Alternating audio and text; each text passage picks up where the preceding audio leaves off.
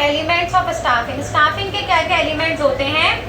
Staffing के majorly 3 elements होते हैं, that is recruitment, training and selection. क्या क्या? सबसे पहला recruitment, then training and then selection. Recruitment का मतलब क्या होता है? रिक्रूटमेंट का मतलब होता है वैकेंसीज निकालना, लोगों को प्रेरित करना, उनको इंड्यूस करना कि वो आपके यहाँ पे आके जॉब के लिए अप्लाई करें, जिसके थ्रू आपके पास वाइडर चॉइस हो। क्या हो? Wider choice. ट्रेनिंग यानी उनको समय समय पे ट्रेन करना। सिलेक्शन, आपके पास में जो चॉइस आई है, जो जॉब एप्लीकेशंस आई हैं, उनको अपनी जॉब स्पेसिफिकेशंस के अकॉर्डिंग मैच करना।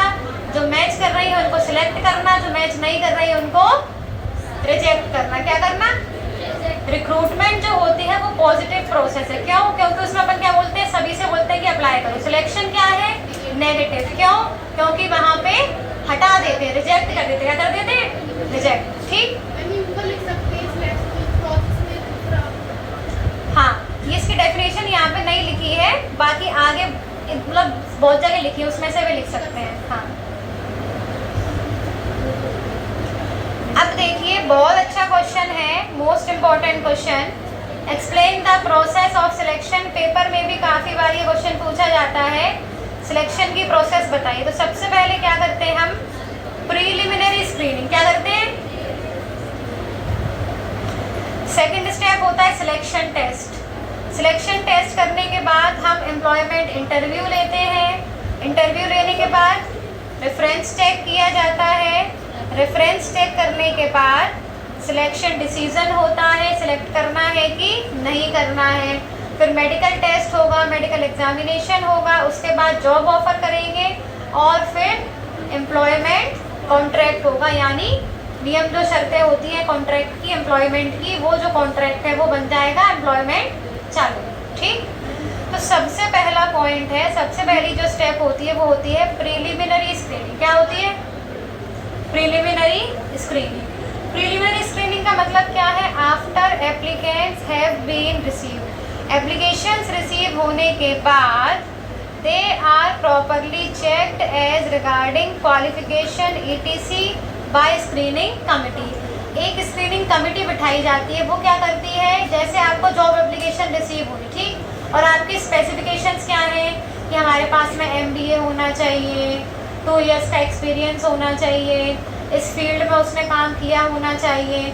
तो हम सभी की एप्लीकेशंस में से अपने रिक्वायर्ड स्पेसिफिकेशंस को मैच करेंगे। क्या करेंगे?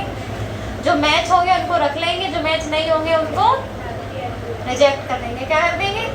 रिजेक्ट कर देंगे। ठीक। तो इसका मतलब होता है प्रीलिमिनरी स्क्रीनिंग। उसके लिए एक स्क्रीनिंग कमेटी बनाई जाती है जो इन सारी चीज़ों को चेक करती है, इन सभी चीज़ों का ध्यान रखती है। ठीक। उसके बाद अगला स्टेप होता है सिलेक्शन टेस्ट। क्या होता है? सिलेक्शन टेस्ट में कई प्रकार के टेस्ट होते हैं, psychological test, employment test, aptitude test, बहुत सारे होते हैं। ये आपको यहाँ कुछ बताए गए हैं, देखिए। These tests include psychological tests, which are based on assumption that human behavior at work can be predicted by giving various tests like aptitude test, personality test, etc. कुछ तो आपके साइकोलॉजिकल टेस्ट होंगे। साइकोलॉजिकल टेस्ट का मतलब होता है वो test जिनके द्वारा हम ह्यूमन बिहेवियर को अज्यूम कर सकते हैं कि ये जो व्यक्ति है जो हमारे ऑर्गेनाइजेशन में काम कर रहा है ये कैसे काम करेगा, किस प्रकार से काम करेगा, इसका नेचर क्या है, अलग अलग प्रकार की कंडीशन में इसका बिहेवियर कैसा होने वाला है। उसके लिए अलग अलग टेस्ट किए जाते हैं, जैसे कि एप्टीट्यूड टेस्ट, उसका एप्टीट्यूड चेक करना, उसका IQ चेक करना, उसकी पर्सनैलिटी को चेक करना, कैसी पर्सनैलिटी है उसकी। तो ये सभी टेस्ट वहाँ पे किए जाते हैं। Employment test for judging the applicant suitability for the job. और क्या होता है?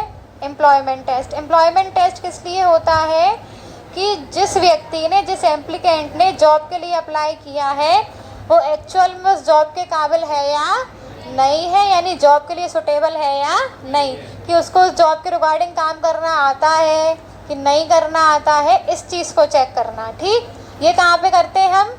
Employment test. कहाँ पे करते हैं? एम्प्लॉयमेंट टेस्ट में। ठीक, एम्प्लॉयमेंट इंटरव्यूज़। एम्प्लॉयमेंट इंटरव्यूज़ में क्या होता है? The main purpose of interview. तीसरा स्टेप आता है इंटरव्यू लेना। क्या आता है? इंटरव्यू लेना। इंटरव्यू लेने का पर्पस क्या है? To find out stability of the candidate.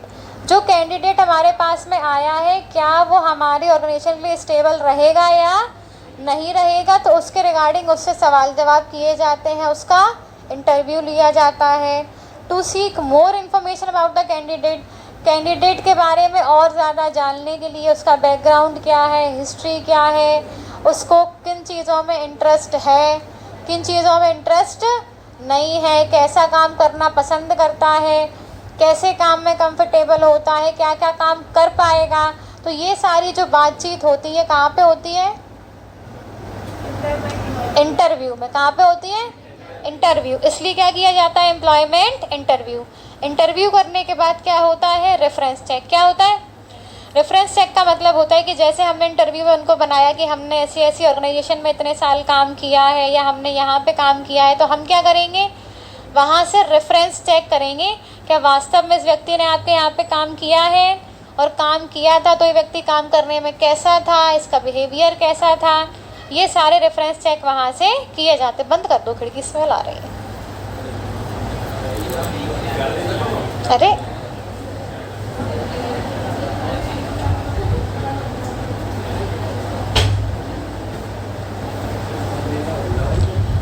Prior to final selection. देखिए, प्रायर टू फाइनल सिलेक्शन होने के पहले the prospective employer makes an investigation of the references supplied by the applicant. Reference check में क्या होता है? फाइनल सिलेक्शन करने के पहले, सिलेक्ट करने के पहले जो प्रोस्पेक्टिव एम्प्लॉयर होता है वो क्या करता है? एप्लीकेंट ने जो भी रेफरेंसेस दिए हैं उनको इन्वेस्टिगेट करता है। क्या करता है? जैसे कि एप्लीकेंट ने बताया कि हमने इस कंपनी में इतने साल काम किया है, तो वो वहाँ पे जाके इन्वेस्टिगेट करेगा कि क्या वास्तव में इतने साल काम किया है, इनको ये काम करना आता है, ये एक्सपीरियंस्ड है, इनका बिहेवियर क्या है। तो वो सारी चीज़ों के रिगार्डिंग रेफरेंस चेक किया जाएगा। रेफरेंस चेक होने के बाद क्या होता है? Selection decision. क्या होता है? सिलेक्शन डिसीजन में हम क्या करते हैं? लिस्ट बनाते हैं। क्या बनाते हैं? किसकी लिस्ट बनाते हैं? A list of candidate who clear the employment test, interviews and reference check is prepared. उसके बाद में एक लिस्ट बनाई जाती है उन कैंडिडेट की जिन्होंने एम्प्लॉयमेंट टेस्ट भी क्लियर कर लिया, इंटरव्यू भी क्लियर कर लिया और जिनका रेफरेंस चेक भी हो चुका है। तो उन सभी की एक लिस्ट बनाई जाएगी। क्या बनाई जाएगी? List. And then the selected candidates are listed in order of merit. और मेरिट के ऑर्डर पर, नहीं, जिसने सबसे ज़्यादा स्कोर किया है, जिसके सबसे अच्छे पॉइंट्स बन रहे हैं, मेरिट के बेस पे वो लिस्ट बनाई जाएगी। मेरिट समझते हो? मेरिट का मतलब क्या होता है? जो अच्छा स्कोर करता है, जो टॉप लेवल पे आता है, वो सबसे ऊपर आता है, फिर उसके नीचे, उसके नीचे, उसके नीचे। तो हम मेरिट के बेस पे क्या बनाते हैं? कैंडिडेट्स की लिस्ट बनाते हैं कि किसने अच्छा इंटरव्यू दिया, किसका रेफरेंस चेक बढ़िया, किसने एम्प्लॉयमेंट टेस्ट अच्छा दिया, उस बेस पे। ठीक, फिर होता है मेडिकल और फिजिकल एग्जामिनेशन। क्या होता है? Medical and physical examination. A qualified medical expert is appointed by organisation should certify whether the candidate is physically fit to the requirements of a specific job. एक क्वालिफाइड मेडिकल एक्सपर्ट अपॉइंट किया जाता है, उसको बुलाया जाता है। किस लिए? जिससे कि वो ये चेक कर सके कि जो कैंडिडेट है वो फिज़िकली उस काम को करने के लिए फ़िट है या नहीं है। जैसे कि जो आर्मी वाली जॉब्स होती हैं, है ना, या जो पायलट्स वाली जॉब होती है, एनडीए वगैरह करते हैं, तो उसमें पूरा मेडिकल टेस्ट होता है ना। पुलिस की जॉब होती है, उसमें पूरा मेडिकल टेस्ट होता है। आपको किसी प्रकार की कोई बीमारी नहीं होना चाहिए, तो उसके लिए स्पेशलिस्ट बुलाए जाते हैं जो कि ये चेक करते हैं कि उस स्पेसिफिक जॉब के रिगार्डिंग आप फिज़िकली फ़िट हैं या नहीं है।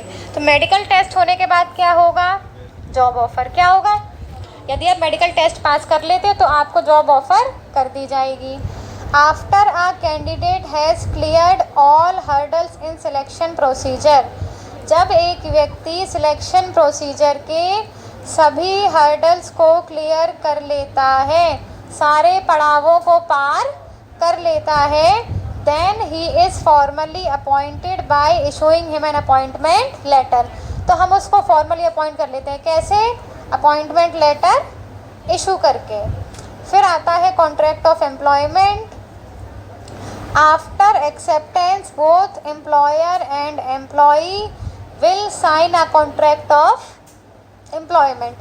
जैसे ही एम्प्लॉई उस जॉब ऑफ़र को एक्सेप्ट करता है, एक्सेप्ट करने के बाद एम्प्लॉयर और एम्प्लॉई दोनों ही एक कॉन्ट्रैक्ट को साइन करते हैं, which contains terms and conditions, पे scale, leave rules, hours of working, ETC, जहाँ पे सारे टर्म्स एंड कंडीशंस होते हैं किसके रिगार्डिंग?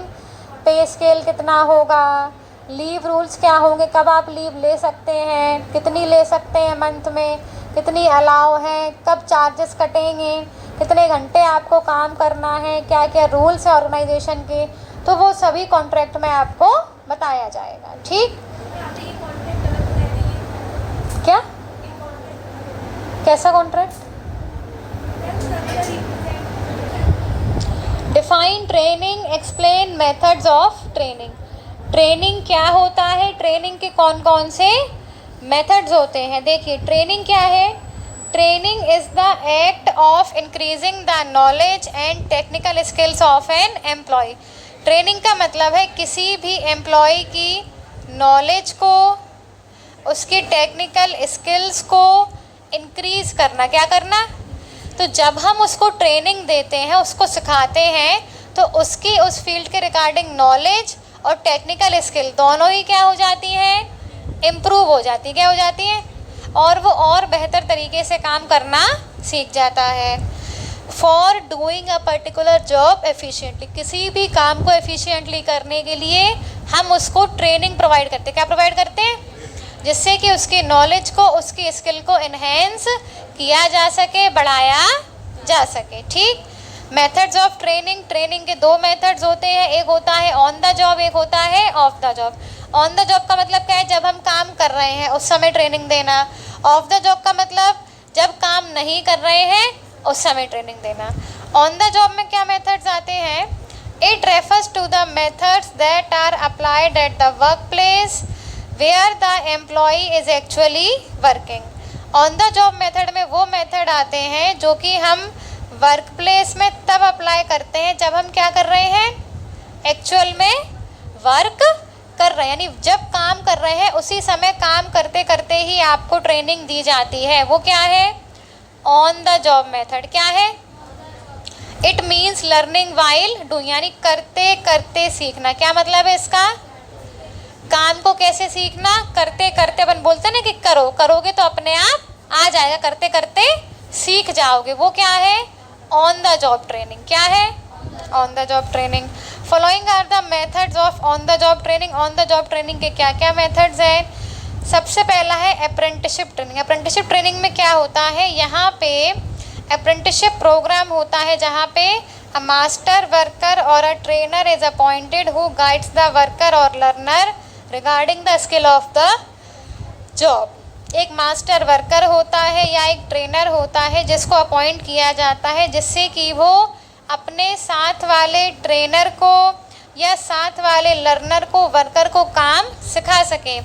ऐसा जनरली कौन सी जॉब्स में होता है?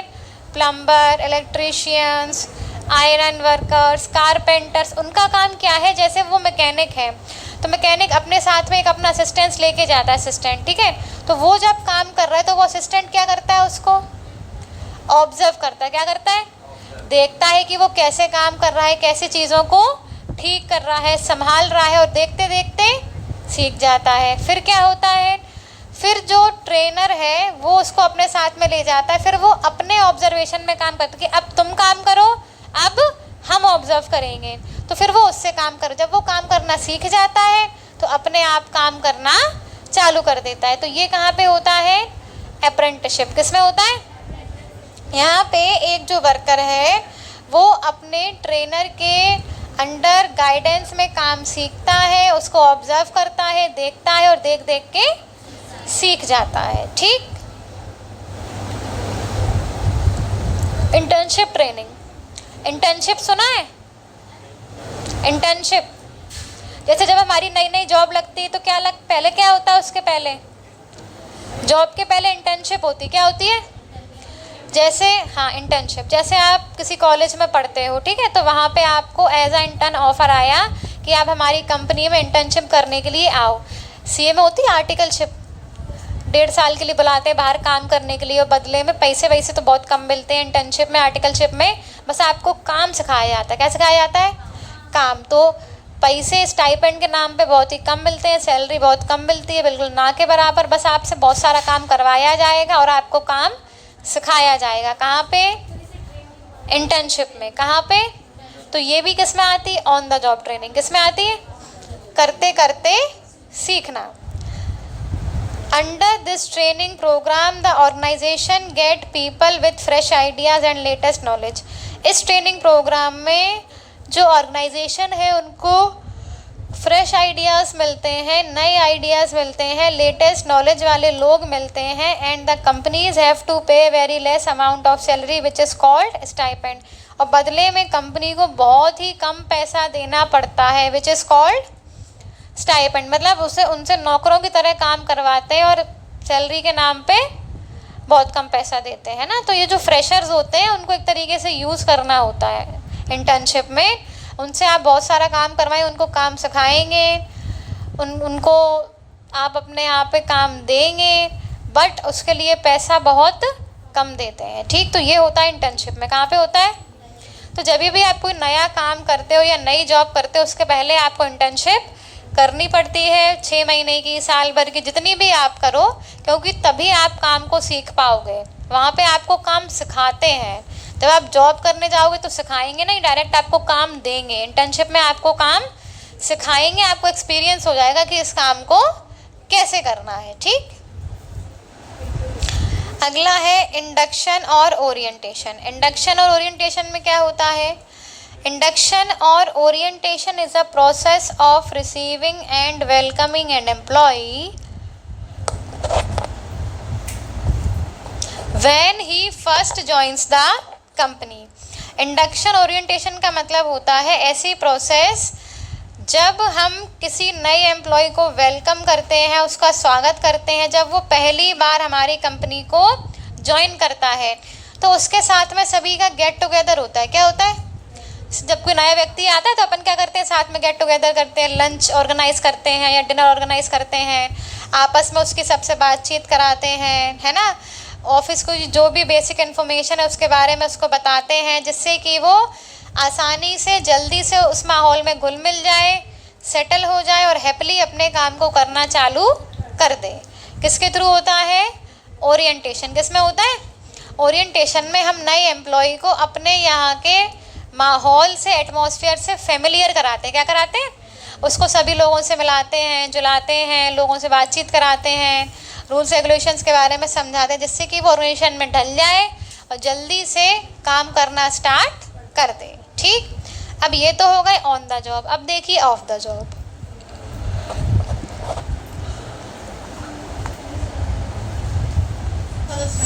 देखिए off the job method. Off the job method में क्या होता है? The common and popular technique of training under off the job method are vestibule school. Off the job method की जो कॉमन टेक्निक होती है वो होती है वेस्टिबल स्कूल। वेस्टिबल स्कूल का मतलब क्या है? वेस्टिबल स्कूल का मतलब होता है हम एक, जैसे हमारी ऑर्गेनाइजेशन है उसका डुप्लीकेट मॉडल बनाते हैं। क्या बनाते हैं? डुप्लीकेट मॉडल का मतलब जैसे कोई मशीनरी है ना, तो बहुत डेलिकेट है, बहुत महंगी है, तो डायरेक्टली उस पर आपको काम करने के लिए नहीं दिया जाएगा, पहले आपको उस पर काम करना सिखाया जाएगा एक डुप्लीकेट मॉडल के थ्रू। जैसे अकाउंटिंग का काम होता है, क्या हुआ? जैसे अकाउंटिंग का काम होता है तो जब नया कोई आदमी आता है काम करने के लिए, नया अकाउंटेंट आता है, तो उसको पहले रजिस्टर पे काम कराते हैं ऑफलाइन। कैसे कराते हैं?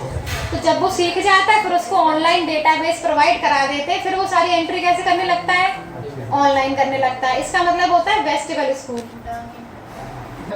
देखिए वेस्टिबल स्कूल, वेस्टिबल स्कूल का मतलब होता है डुप्लीकेट मॉडल ऑफ ऑर्गेनाइजेशन। हम किसी काम के लिए एक डुप्लीकेट मॉडल बनाते हैं जहाँ पे पहले आपको ऐसा मतलब क्या बोलते हैं उसको,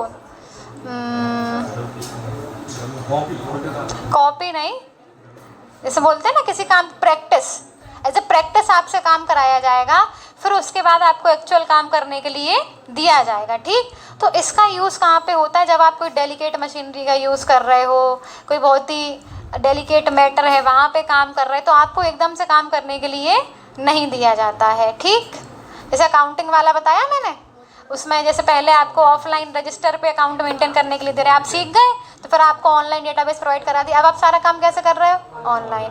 क्योंकि डायरेक्ट यदि ऑनलाइन थमा देते हैं तो कोई चीज़ें क्लियर नहीं हो पाती। ठीक, और फिर जब वो ऑनलाइन एक बार डेटा चला जाता है फिर उसको चेंज करना मुश्किल हो जाता है। अब देखिए training and development. Training and development क्या है, training is concerned with imparting technical knowledge. Training का मतलब होता है किसी पर्टिकुलर जॉब को करने के लिए टेक्निकल नॉलेज प्रोवाइड करना। किसके लिए, पर्टिकुलर जॉब को करने के लिए, किसके लिए, पर्टिकुलर जॉब। समझ रहे हो, ट्रेनिंग और डेवलपमेंट में एक बहुत बड़ा अंतर होता है।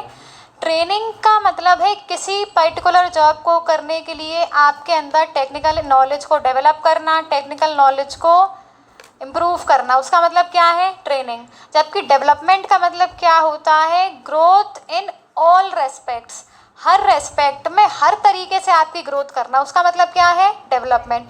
ट्रेनिंग का मतलब क्या, केवल एक फील्ड का काम आपको सिखाना, उसमें आपको टेक्निकली एक्सपर्ट बना देना। ठीक, जबकि डेवलपमेंट में आपका होल राउंड हर एस्पेक्ट में हर तरीके से आपका पूरा डेवलपमेंट होता है। ये अंतर होता है बेसिकली ट्रेनिंग में और डेवलपमेंट में। क्वेश्चन भी पूछा जाता है एग्जाम में, what is the difference between training and development. बहुत अच्छा क्वेश्चन है, ट्रेनिंग में और डेवलपमेंट में क्या डिफरेंस होता है। देखिए definition, it means imparting skills and knowledge doing a particular job. Training का मतलब क्या है, किसी पर्टिकुलर जॉब को करने के लिए आपको नॉलेज प्रोवाइड करना, स्किल प्रोवाइड करना, उसका मतलब क्या है, ट्रेनिंग। क्या मतलब है, ट्रेनिंग। डेवलपमेंट का, it means growth of an employee in all respect, सभी रेस्पेक्ट्स में एम्प्लॉय की ग्रोथ करना, हर तरीके से हर रेस्पेक्ट में ऑल राउंड डेवलपमेंट होना। कैसा डेवलपमेंट, ऑल राउंड डेवलपमेंट, उसको क्या बोलेंगे अपन, डेवलपमेंट। पर्पस, ट्रेनिंग का पर्पस क्या होता है, it is concerned with maintaining and improving current job performance. Training का मकसद होता है करंट जॉब परफॉर्मेंस को मेंटेन करना और इम्प्रूव करना। हम जहाँ पे अभी करंट में काम कर रहे हैं उस काम को और बेहतर बनाना और उसको मेंटेन करके रखना, वो कहाँ पे होता है, ट्रेनिंग में। डेवलपमेंट का मतलब क्या है, it seeks to develop competence and skill for future performance. Future में हम और बेहतर काम कर सकें, फ्यूचर में हमें और अच्छी अपॉर्चुनिटीज़ मिल सकें, उसके लिए हम क्या करते हैं, डेवलपमेंट। क्या करते हैं, क्योंकि जब आपको हर तरीके के एस्पेक्ट में आप एक्सपर्ट होगे तभी आपका अच्छा डेवलपमेंट हो पाएगा और आपको अच्छी अपॉर्चुनिटी मिल पाएगी। जो एक मैनेजर होता है वो हर काम में पारंगत होता है ना, मैनेजर को सारी फील्ड्स की नॉलेज होती है, तभी तो वो क्या बना है, मैनेजर। तो मैनेजर कैसा, उसका कैसा डेवलपमेंट किया गया, होल राउंड। यदि उसको पर्टिकुलर एक चीज़ की ट्रेनिंग दी जाती तो उसको केवल एक ही काम करना आता, बट उसने क्या किया, हर रेस्पेक्ट में अपना डेवलपमेंट किया, तो इसलिए आज वो कौन बना है, मैनेजर। ठीक, मेथड्स, ट्रेनिंग कैसे होती है, it is imparted through on the job method, on the job method के थ्रू ट्रेनिंग की जाती है, and it is imparted through of the job.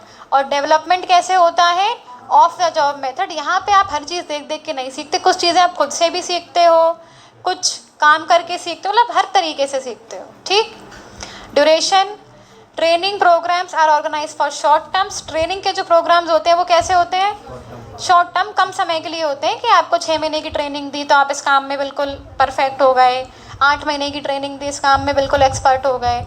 जबकि डेवलपमेंट है वो हमेशा चलता रहता है, वो कभी ख़त्म होता ही नहीं है। आपके जीवन भर आप खुद को डेवलप करोगे, जहाँ भी जाओगे कुछ ना कुछ सीखोगे, कुछ ना कुछ डेवलपमेंट आपके अंदर होगा ही होगा। Development takes place over a large period of time. जब हम एक लंबे समय तक काम कर लेते हैं तब हमारे अंदर क्या होता है, डेवलपमेंट क्या होता है, तब हम सारे एस्पेक्ट्स को, सारी चीज़ों को समझना चालू कर देते हैं। ट्रेनिंग क्या, थोड़े समय जो काम करना है उस काम को करना सीख लिया, उस काम को करने लगे। डेवलपमेंट क्या है, जब आप किसी काम को करते हो साथ में और भी चीज़ों को ऑब्जर्व करते हो, देखते हो, सोचते हो, समझते हो, तो आपका क्या होता है, होल राउंड डेवलपमेंट। क्या होता है, हर प्रकार से आप डेवलप होते हो। तो आदमी, ड्यूरेशन का मतलब समय। Difference between selection and recruitment, ये क्वेश्चन भी बहुत अच्छा है। इसमें जितने भी डिफरेंस है इस चैप्टर में सारे ही इंपॉर्टेंट हैं। सिलेक्शन में और रिक्रूटमेंट में क्या डिफरेंस है। हाँ, 4 नंबर का देखिए, meaning, it is a process of screening and selecting the most eligible candidates and offering them jobs। Selection का मतलब क्या है, मोस्ट एलिजिबल कैंडिडेट को सिलेक्ट करना, उनकी स्क्रीनिंग करना और उनको जॉब ऑफर करना। सिलेक्शन में हम क्या करते हैं, जो हमारी जॉब के रिगार्डिंग जो फिट बैठ रहा है, जो सबसे अच्छा कैंडिडेट है, उसको स्क्रीनिंग करना, उसके बारे में जांच पड़ताल करना, उसको सिलेक्ट करना, फिर उसको जॉब ऑफर करना। क्या करना, रिक्रूटमेंट में क्या होता है, searching suitable candidate to fill up vacant job position. यहाँ पे आप वैकेंट जॉब को फिल करने के लिए सुटेबल कैंडिडेट को सर्च करते हो, ढूंढते हो। क्या करते हो, ढूंढते हो। जबकि सिलेक्शन में क्या करते हो, सिलेक्ट करते हो और उसको जॉब ऑफर कर देते हैं। स्टेज क्या, एलिजिबल का मतलब होता है उस काम को करने लायक होना चाहिए, है ना। जैसे कि कोई मैनेजर है तो मैनेजर की एलिजिबिलिटी क्या होना चाहिए, उसके पास MBA होना चाहिए, वो उसकी एलिजिबिलिटी होगी, तो वो एलिजिबल है। अब आपको किसी गवर्नमेंट जॉब का फॉर्म भरना है तो वहाँ पे एलिजिबिलिटी मांगते हैं कि आपके पास में MA होना चाहिए, B.Ed होना चाहिए, तो वो एलिजिबिलिटी हो गई। ठीक। Stage, staffing always starts where recruitment ends. Staffing कब स्टार्ट, सिलेक्शन कब स्टार्ट होता है, जब रिक्रूटमेंट खत्म हो जाता है। And recruitment proceeds the staffing function. और देखिए, selection always starts where recruitment ends. जब रिक्रूटमेंट खत्म होता है तो क्या चालू होता है, सिलेक्शन क्या चालू हो जाता है। And recruitment proceeds the staffing function. और स्टाफिंग फंक्शन कब प्रोसीड होता है, रिक्रूटमेंट के बाद। कब होता है, पहले रिक्रूटमेंट करेंगे तब सिलेक्शन होगा, तभी क्या होगी, स्टाफिंग होगी। It is a negative process. Selection कैसी प्रोसेस है, नेगेटिव। कैसी प्रोसेस है, नेगेटिव प्रोसेस। जबकि रिक्रूटमेंट कैसी है, पॉजिटिव। क्योंकि सिलेक्शन में हम क्या करते हैं, रिजेक्ट। क्या करते हैं, और रिक्रूटमेंट से ज़्यादा लोगों को बुलाते हैं, इंड्यूस करते हैं कि आप अप्लाई करिए। तो इसलिए वो कैसी है, पॉजिटिव। और सिलेक्शन कैसी है, negative. Contract of service, selection involves contract of service between employer and employee. Selection में क्या होता है, सर्विस कॉन्ट्रैक्ट होता है, किसके बीच में, एम्प्लॉयर और एम्प्लॉई के बीच में। रिक्रूटमेंट में क्या होता है, यहाँ ऐसा सच कोई कॉन्ट्रैक्ट नहीं होता, क्योंकि अभी अपन ने जॉब दी ही नहीं है। जब तक जॉब दी नहीं है तब तक कोई कॉन्ट्रैक्ट होगा नहीं। ठीक। Difference between internal and external source, most important question. External और इंटरनल सोर्स में क्या डिफरेंस होता है। मीनिंग देखिए, internal recruitment means making use of existing staff. Internal का मतलब क्या है, हमारे पास में पहले से जो स्टाफ है, जो एग्जिस्टिंग स्टाफ है, उसका यूज़ करना, किसके लिए, वैकेंट जॉब पोजीशन को फिल करने के लिए। ठीक। एक्सटर्नल में क्या होता है, external recruitment means making use of few personal or outsiders to fill up the vacant job position। External recruitment में हम बाहर से एम्प्लॉयज़ का, बाहर से यानी आउटसाइडर्स का यूज़ करते हैं, किस लिए, जॉब पोजीशन को फिल करने के लिए। Time, it is less time consuming. जो इंटरनल रिक्रूटमेंट होता है वो कम टाइम कंज्यूमिंग होता है, बिकॉज हमने अपने जो भी हमारे पास थे उनमें से ही सिलेक्ट कर लिया। एक्सटर्नल में टाइम कंज्यूमिंग होता है, पहले रिक्रूटमेंट निकालेंगे, फिर लोगों को पता चलेगा, फिर वो अप्लाई करेंगे, फिर सिलेक्शन होगा, तब कहीं जाके जॉब ऑफर की जाएगी। Economy, this process is more economical. Internal में कोई खर्चा नहीं होता, आप आराम से कर सकते हो, जबकि एक्सटर्नल में खर्चा होता है। आप एडवर्टीजमेंट करोगे, लोगों को बुलाओगे, इंटरव्यू लोगे, समय भी खर्च होगा और पैसा भी खर्च होगा। तो एक्सटर्नल कैसा रहता है? Costly. Quality, there is limited choice. जब आप इंटरनली चूज़ करोगे तो आपके पास में चॉइस कैसी होगी? लिमिटेड। जितने लोग आपके यहाँ काम करते हैं उतनी ही आपके पास में चॉइस है। That's why quality, better quality को आप अज्यूम नहीं कर सकते। It provide a wider choice, जबकि वहाँ पे क्या होता है एक्सटर्नल में?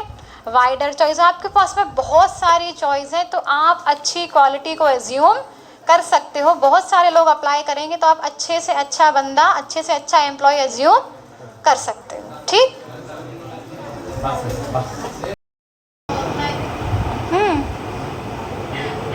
देखिए, what are the characteristics of training. Training के क्या कैरेक्टरिस्टिक्स होते हैं? Training is a continuous process. Training कैसी प्रोसेस है? Continuous process of development of employees. Training के द्वारा कॉन्टिन्यूसली एम्प्लॉयज़ का क्या होता है?